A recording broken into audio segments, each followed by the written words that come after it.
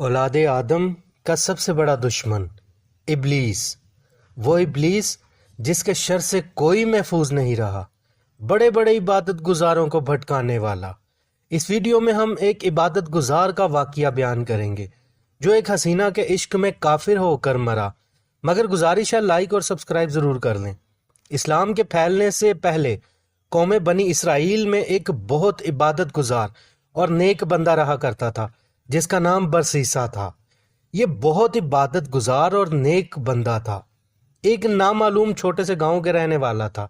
इसने अपनी जिंदगी के 60 साल मुसलसल अल्लाह की इबादत में गुजार दिए थे। सारे इलाके में बरसीसा को बड़ी इज्जत की निगाह से देखा जाता था। एक मर्तबा बरसीसा के गांव के 3 नौजवानों को जंग पर जाना पड़ा। इन तीनों की एक खूबसूरत और जवान बहन भी थी। वो अपनी बहन को अकेला छोड़कर जाना नहीं चाहते थे, लिहाजा गांव वालों से मशवरा करने पर सब ने बरसीसा के पास छोड़ जाने का कहा, क्योंकि वो बहुत इबादत करने वाला और परहेजगार था।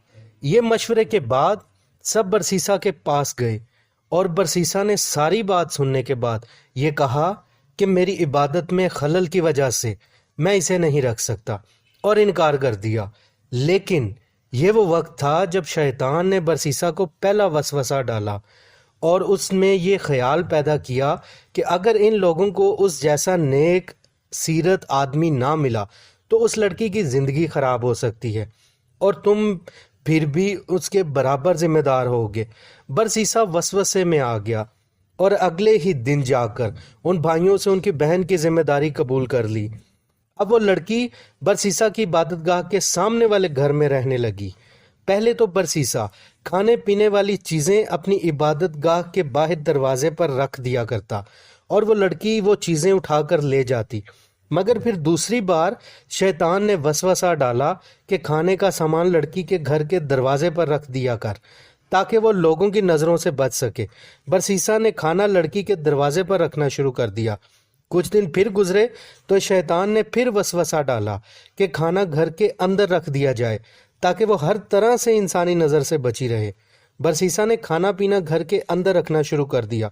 कुछ अरसा बाद शैतान खुद रूप में बरसीसा से मिला और उसे कहा, लड़की अकेली रहकर तन्हाई का शिकार ना हो जाए, कभी कभी उससे बात कर लिया करो, इस तरह तुम उसे इबादत की तरफ भी माइल कर लोगे और नेकी का काम भी हो जाएगा। बरसीसा को ये बात बड़ी पसंद आई और उसने दरवाजे के पीछे से बात का आगाज शुरू किया। लेकिन इस तरह बात करने के लिए दोनों को आवाज बुलंद बात करना पड़ती।